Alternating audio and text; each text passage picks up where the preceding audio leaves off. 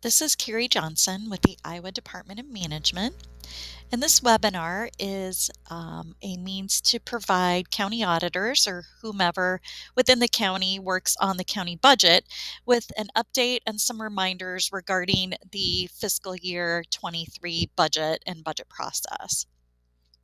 This will cover some changes that were made as well as provide an overview of the process for online submission of the budget. Take a look at the forms and that sort of thing to refresh the folks' memory. So what I would say though, that this is intended for a brief update and to provide reminders and things of that nature. If you're seeking a more comprehensive overview of county budgets and available levies, that sort of thing, you would want to review the other webinar I have available that covers the basics and provides an overview in that manner. This one will be shorter and will be intended to provide just some highlights. So we'll start out with some general budget information. Keep in mind that when you work with Department of Management, the place that you're going to want to go for most of our information is what we call the county resource page. The DOM site is dom.iowa.gov/counties. That's where you're going to want to go for the majority of the information that you'll seek from us. So I'm going to take a few moments just to review your general budget timeline. County auditors certify valuations that will be used in the budgets to Department of Management and to all levy authorities by January 1. County departments submit proposed expenditures and revenue by January 15th. The Board of Supervisors file the proposed budget with the auditor, allowing enough time for the budget to be lawfully published and certified. That is a January 20th date. The next step in the process is the notice of proposed tax asking. We've been referring to this as the max levy notice, and it's published and posted on applicable county websites, obviously published in your newspaper, as well as social media if you have that. Not less than 10, no more than 20 days prior to the date of the hearing. The public hearing is held for taxpayers and residents of the county to talk to the board about their support of or objections to your county tax asking. The board then would adopt the tax asking by resolution. If that asking increases from the current year by more than 2%, a 2/3 vote is required to pass that resolution. And the resolution is then posted on county media and website if applicable. And it does stay on your website in perpetuity. At that point, your max levy process is complete and you start the next part of the process, which is the notice of the regular public hearing and the full proposed budget. And that's published again in newspapers not less than 10, no more than 20 days before the date of the hearing. You hold that hearing for taxpayers to have their moment to speak for or against the budget. The board adopts the budget by resolution following the hearing. The board directs the auditor to properly certify and file the budget by March 31st. That's your deadline, March 31st. Citizens then have until April 10th to file a budget protest. County auditors certify the county budgets and all other local government budgets in the county. DOM certifies the property tax rates back to county auditors by June 15th. And the county auditor provides a tax list to county treasurers by June 30th. So that's just, again, an overview of the general timelines. And as I mentioned, your deadline now is March 31st, right here.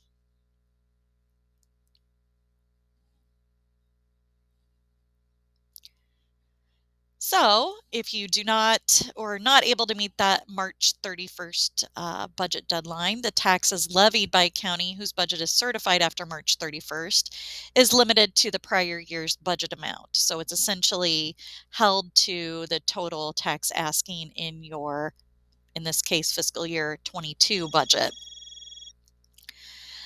The penalty can be waived by the Director of Department of Management if the county demonstrates to the satisfaction of the director that the deadline was missed because of circumstances beyond the control of the county. So if you as a county find yourself in a situation where you think you're not going to be able to meet that March 31st deadline for something beyond your control, the reasons here are typically the biggest one is usually publication errors. Your newspaper doesn't publish your notice as you requested.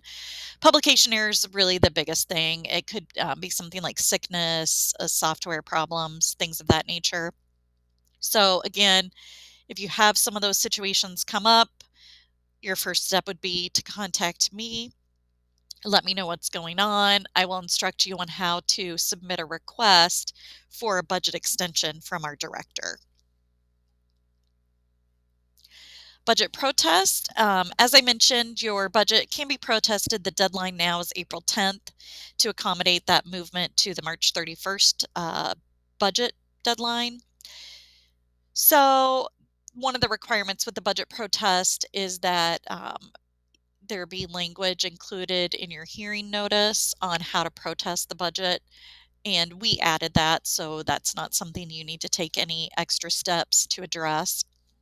Protesting a local government budget is covered under Code of Iowa 2427. Persons affected by the budget, the levy, the expenditures, etc., can file a petition and appeal that budget. They file it with the county auditor. The number of signatures required is based on a calculated percentage of the folks that voted for the governor at the last election within your county. But for counties, there does need to be a minimum of 100 signatures. So citizens would circulate a petition, gather signatures, and present that to the county auditor's office. The county auditor would then forward the protest document to the state appeal board. The state appeal board is a 3-member body of the director of Department of Management, the treasurer of state, and the auditor of state. So upon receipt of a petition, they would schedule a local hearing on the matter. So the petitioners and the county could both present their sides of the information of the issues that are being presented by the protest. Then the state appeal board would render a decision on the matter after reviewing the budget itself, all the information regarding the budget, if it was properly completed, the concerns of the petitioners, that sort of thing. They would render a decision on the budget. They would then issue that decision back. They can reduce expenditures and they can reduce your tax asking if need be. After a budget is adopted, of course, for that fiscal year, the board must appropriate by resolution the amounts deemed necessary for each of the different county officers and departments for that budget fiscal year. Without an appropriation, expenditures are not authorized. And appropriations don't need to be in any specific level of detail. The code doesn't say exactly what that appropriation language needs to look like. So there is some variation from county to county. So you'd want to, of course, review what's used in your county. It is unlawful for a county official to authorize an expenditure larger than the amount that's been appropriated by the Board of Supervisors. And for questions regarding appropriations, you'd want to take a look at that section of the code. Budget amendments are required for any increase in the totals for any one of the major classes of expenditures listed in the adopted budget summary. So all your major service areas, public safety and legal services, physical health and social services, for fiscal year 22, still our current year, your mental health, intellectual disability, and developmental disabilities area, that would still be applicable for the current year. Moving forward, it won't be. So you're going to need to amend your budget, of course, if there's increase in the totals for any of those areas. The amendment, just as a reminder, needs to be effective before any of the expenditure amounts are exceeded. So you amend before you spend. Budget amendments require that same notice and hearing as required for the original adoption of the original budget, but you don't have to do the max levy process with a budget amendment. Budget amendments are also subject to protest. If you amend a budget after May 31st, so you amend in June, and then someone protests, there's probably not going to be time for the state appeal board to set up a public hearing and render a decision before the end of the fiscal year. So your amendment would be void. Now, I always tell folks, if you need to amend in June, go ahead and amend in June. The risk of being protested at that point is, not worth not amending. So go ahead and amend. Budget amendment process, as I mentioned, is not impacted by the recent legislation with the max levy process. The amendment form itself is found by logging into the online system that you use to adopt your budget and everything else, and you pull up that current year budget and you select amend.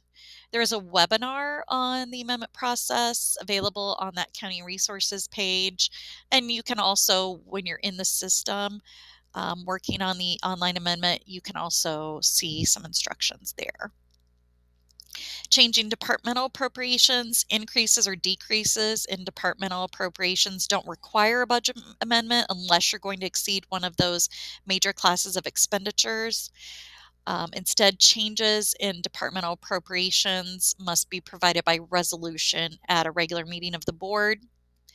Obviously, if there's increases in departmental appropriations, they're going to have to be offset by decreases, so you're not exceeding those individual expenditure classes.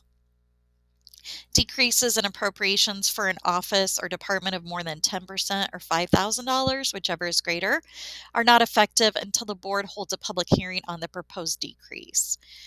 You'd need to publish notice of that hearing not less than 10 or more than 20 days prior to the date of the hearing in all of your newspapers that you publish in for your budget.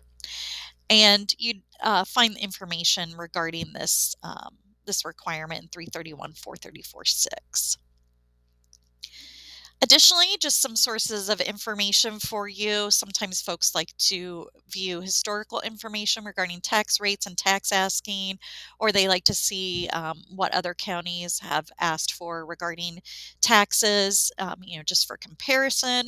So again, you'd go to our county resource page and then you'd pull up the county tax rates and you'll see historical data regarding those requests. You can pull up those. They're in an Excel format, so you can, download the data and do your own calculations if you would so choose. This is kind of what it looks like. We also have county budget summaries. Again, same location, the resource page, but then you go to county budgets and AFRs. If you want to view just, prior year budgets, older budgets are found in one system right here that we used to use to submit budgets, and the last sort of 3 years, including fiscal 23, would be found here. For the county budget summaries, what it is for each year and each county, it's just sort of an overview of revenue and expenses. So there's a tab for revenue, tab for expenses. It's just pulling some summary data off of your actual budget forms and providing that for folks if they're interested. Again, it's just a way to look at some historical trends or compare yourself to other similar counties, what have you, just letting you know that the resource is available. So now I want to take some time just to highlight changes that occurred for the fiscal 23.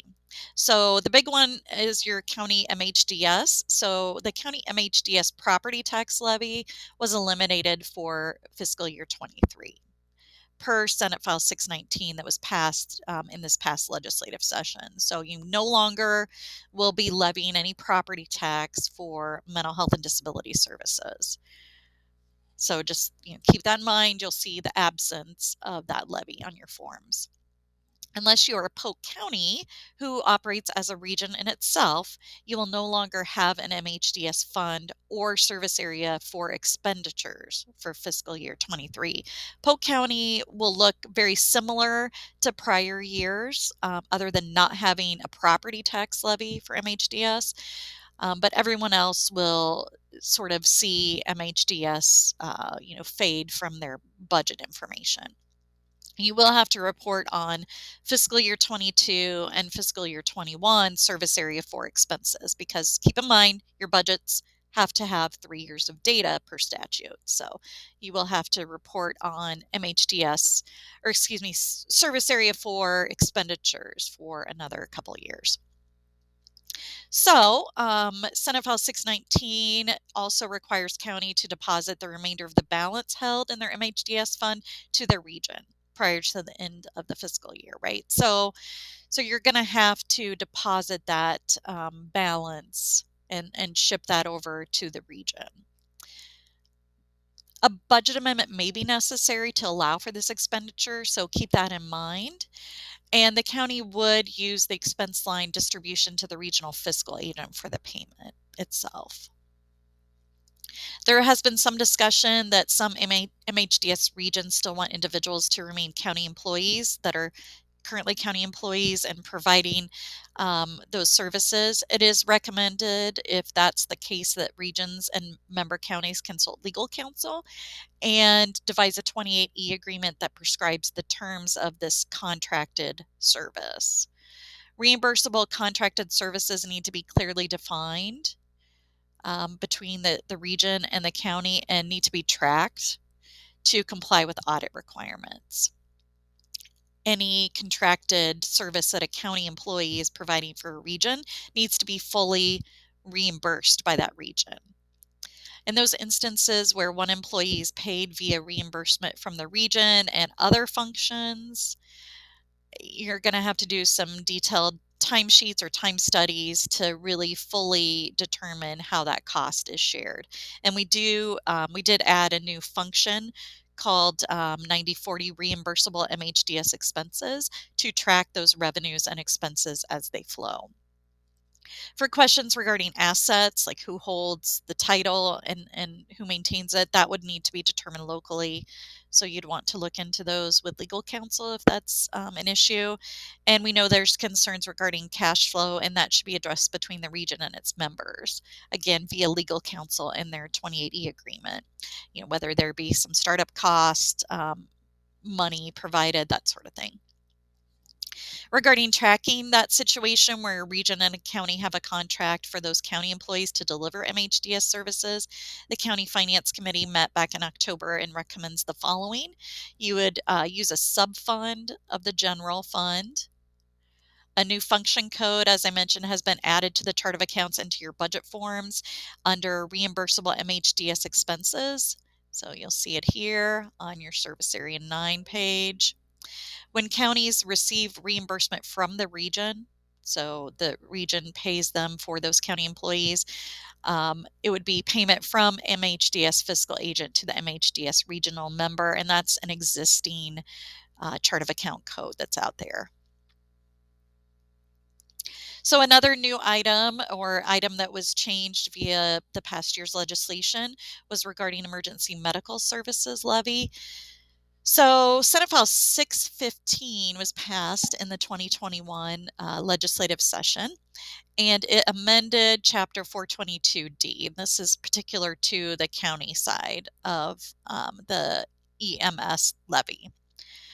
So what it did is a couple things. So emergency medical services levy now can be up to 10 or 15 years, depending on the population of the county. It does need to be approved at an election. And a resolution needs to be passed by the board declaring EMS an essential service. A vote of the people is required.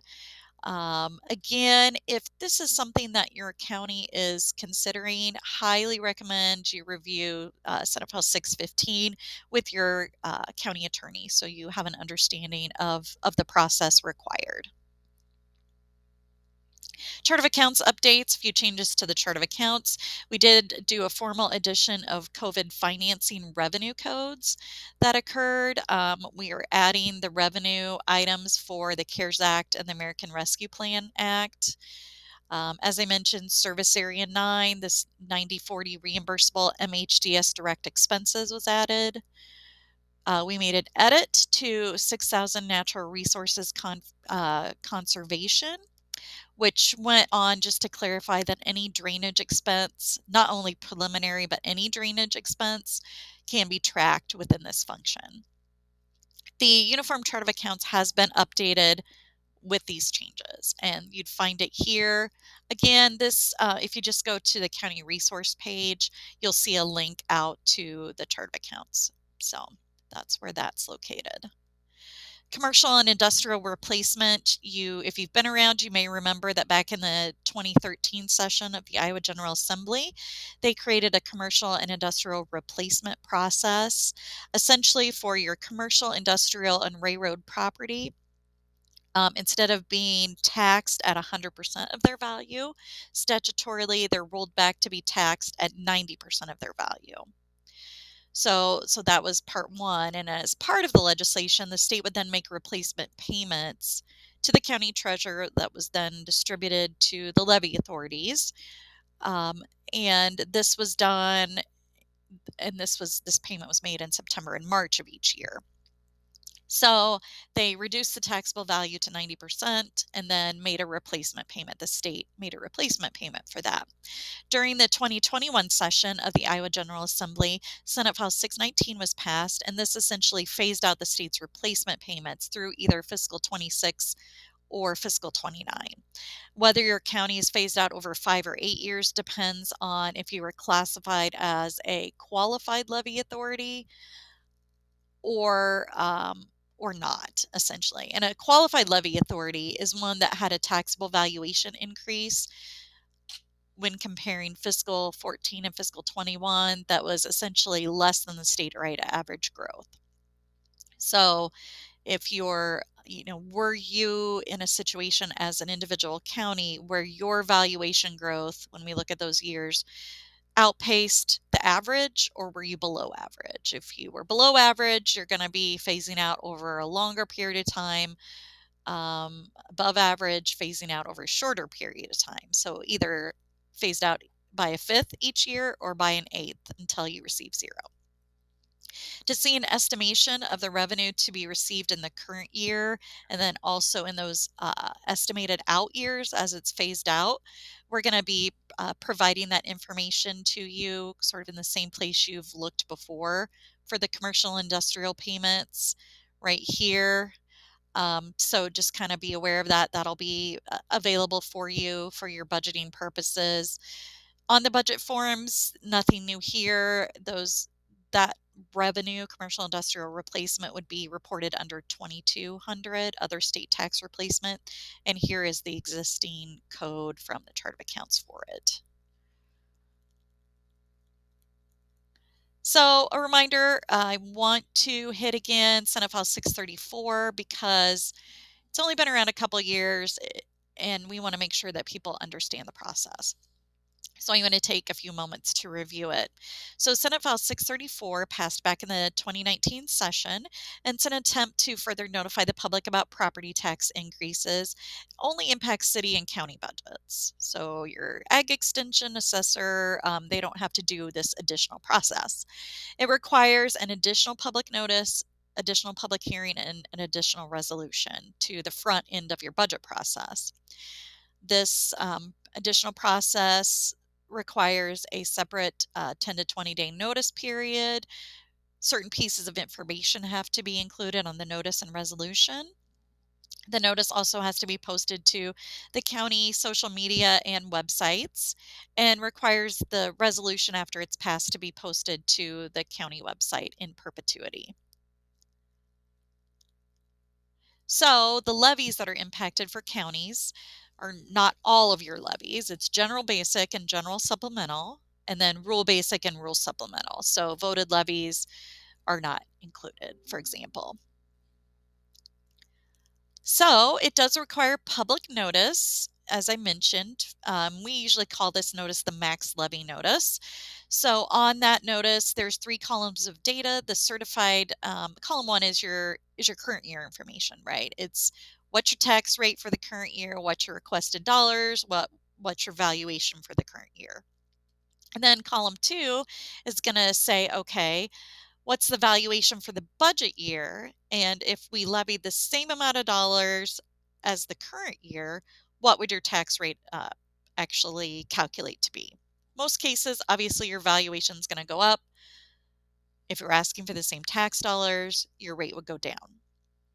Okay, so then the third column is your proposed budget year tax rate and requested dollars. So if, what are we actually going to be asking for in the budget year for requested dollars? And this is what it looks like, and this is showing a complete one.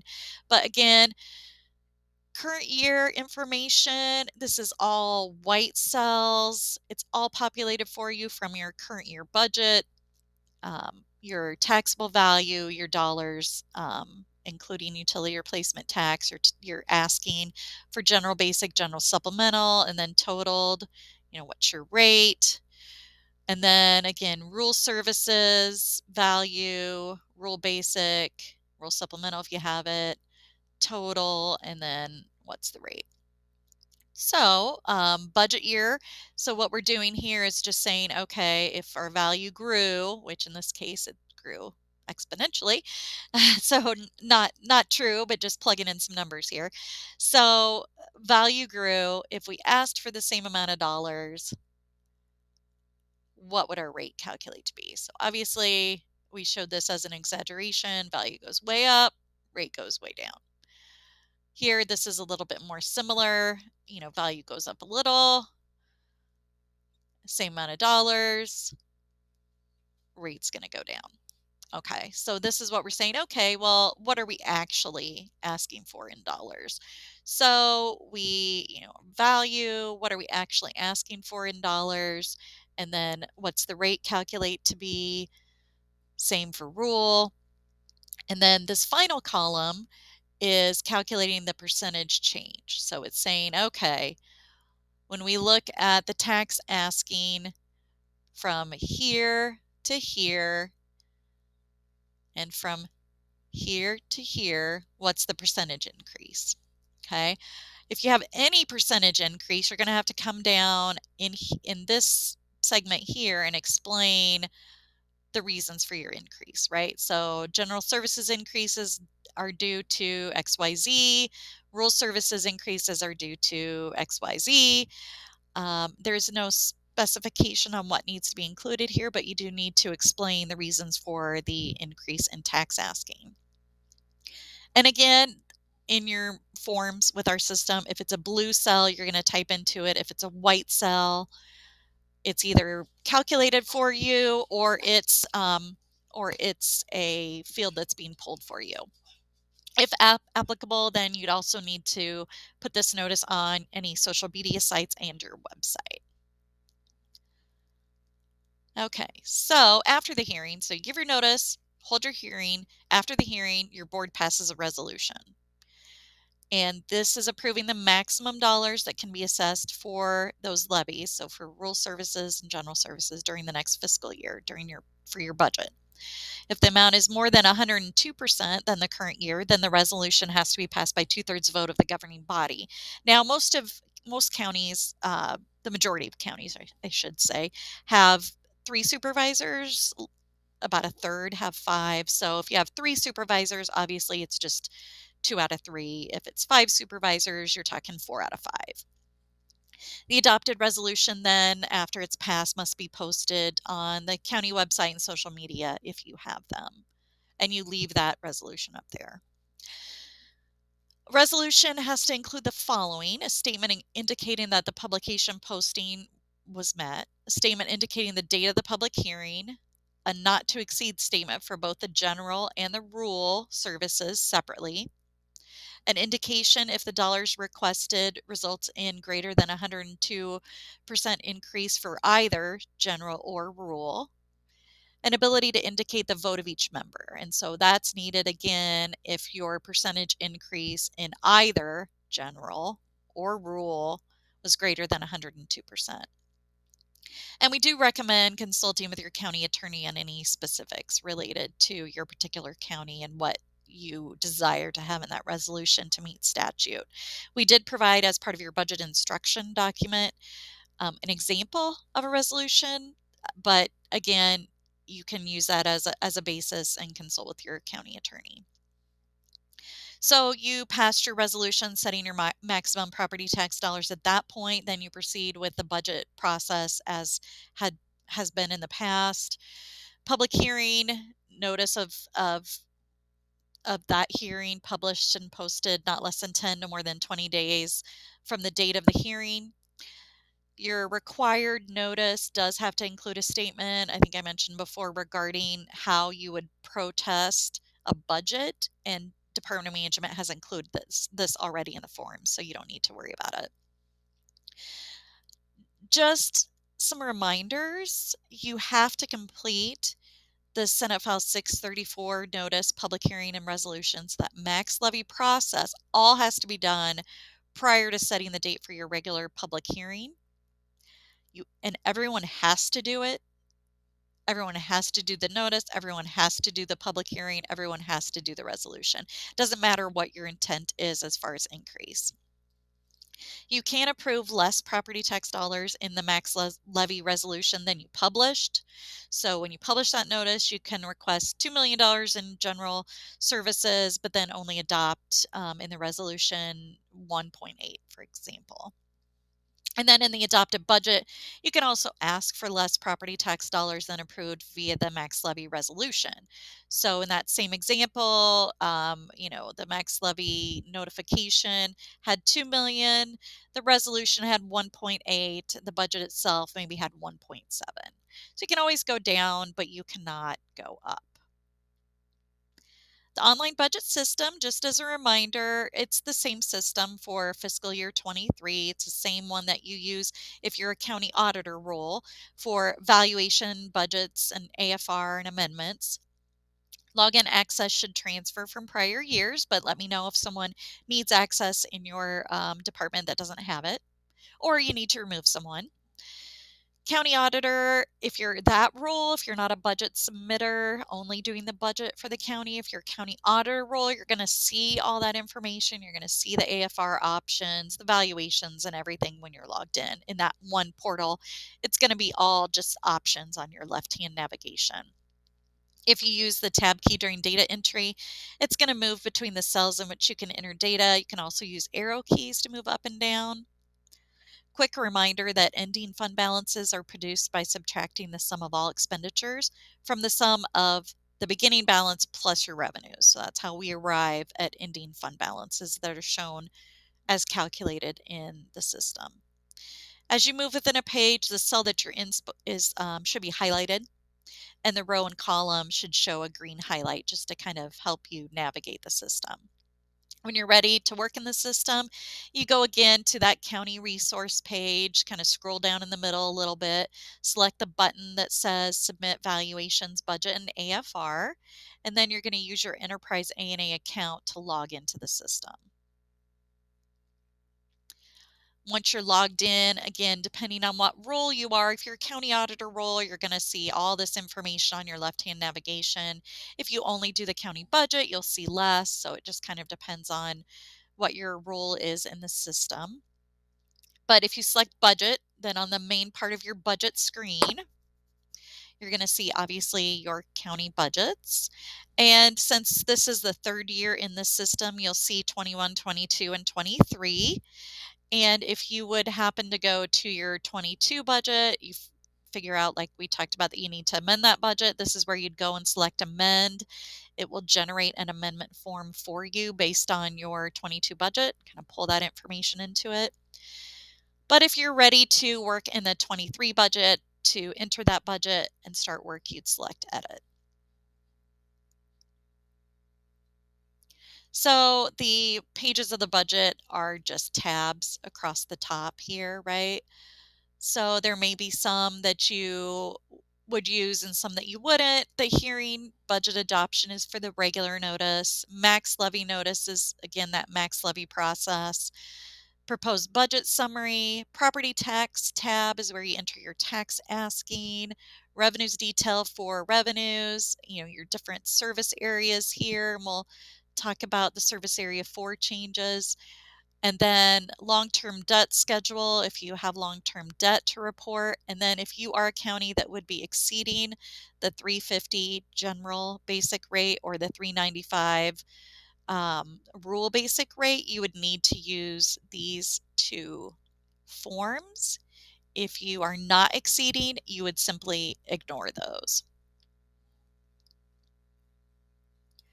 So just a quick reminder then, this is our property tax tab, and just kind of showing you this because this is the absence of the mental health and disability services rate. So you're not going to see that here on the left-hand side anymore.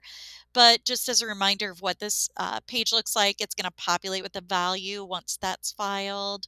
You enter in your tax asking in the blue cells by fund, and then it's going to calculate the rate for you.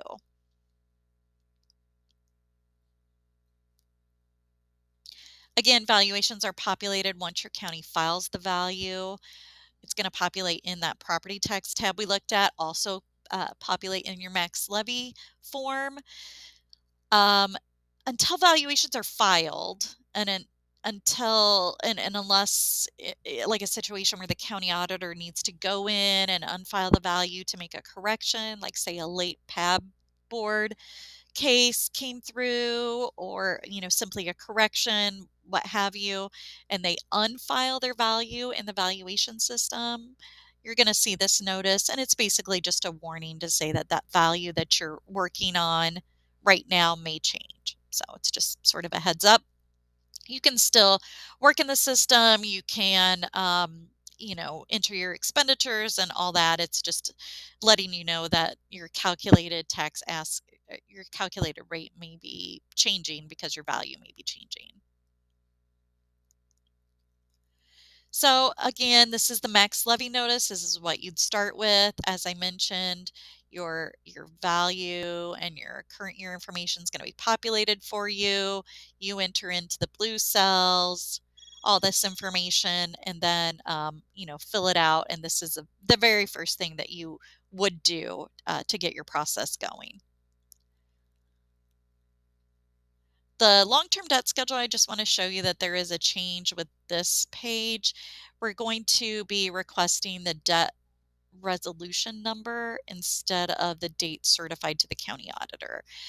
This is just a request to help those that certify the budget on the on the end of the process. Just thought that that would be a more helpful opportunity to gather information and be a little bit more clear. So just be aware, if you fill out your long-term debt schedule, that is a change. And then this is just showing you under our special revenue fund, if you're anyone other than Polk County, you're no longer going to see MHDS anymore under special revenues. And then again, no MHDS service area pages are mostly your blue cells where you're going to input all your expenditure requests by fund. And then of course you do need to report over here actual from your AFR, and then re-estimated from your budget as amended or re-estimated. Service Area 4 is going to look different for everybody other than Polk County. Polk counties will look the same as prior years because they operate as a region, but everyone else is going to have zeros populated here for fiscal year 23 because you won't be budgeting any expenditures out of Service Area 4. You would be budgeting, reporting your actual expenditures under Service Area 4 and your re-estimated under 22 under Service Area 4. So you'll still see Service Area 4 for a couple years show up in your budget forms as it sort of phases out for county reporting purposes. Just a note, if you want to include additional electronic or virtual information on your notice for hearings, there is a tab on the bottom of the public hearing tab where you can add some more information. I will tell you also in the notice part where you input your location, that is relatively large. So most folks find that they can put quite a bit of their virtual information there, but if you don't think you can, then there is that additional spot. For budget actions, once you're in the budget, you can check errors you can save, and please do often, and you can print at any time. When you go to print and save the budget, you can print the full budget at any time, and then after you propose the budget for publication, you can also do only the publication notice if you would so choose. If you're in Google Chrome, which is what we recommend, you can select your local printer or do a save to PDF as your destination. So you can print off a hard copy or save it as a PDF to your machine and save it, print it, whatever you choose. Again, Max Levy Tab, just as a reminder, because of the requirements of Senate File 634, this is your first task. So this is going to be the first thing you do in the budget system. Upon completion of the Max Levy form, you select Max Levy Propose at the top left, and that does generate a hearing notice for you to publish in your paper, post on your applicable online sites and website. You will need to enter the hearing date, time, and place, and then that will populate on the notice itself. And the system, again, generates a notice you can print or save to PDF. Not to beat a dead horse, but you must complete your max levy process prior to proposing the entire budget for publishing. You can certainly at any point work on entering data into the supplementary pages of the budget forms, enter your expenditures and anything you would choose to, but you can't really move forward with the rest of your budget until max levy is completed, because that, of course, sets your maximum property tax dollars. You can't publish the regular budget notice until that max levy notice has been proposed. The system actually grays it out. Once you complete your max levy propose, once you've done that, then you see the proposed publish become available for you for the regular hearing notice. Then it becomes blue and available. Till you do max levy, it's going to be gray and just not available. Of course, you want to check errors. You cannot publish your budget with errors, so you run the errors check. And if there are errors, they will show up in red. If you have no errors, it's going to be green and you can proceed. You do a proposed publish, again, to get the screen where you can enter the time, date, and place for your hearing notice. On your regular budget process, you would do propose, and similar to the max levy, it's going to generate a notice that you can print and save to your system. If you're exceeding that general basic and rule basic, you must also publish those notices. If not, the pages will still print, but you just basically ignore them. They'll still generate, but they'll be blank, so just ignore those. Again, you can also access that public hearing notice at any time after you propose by just going to print. Following the public hearing, the board can make any allowable revisions, which, as I mentioned, are decreasing tax asking or expenditures.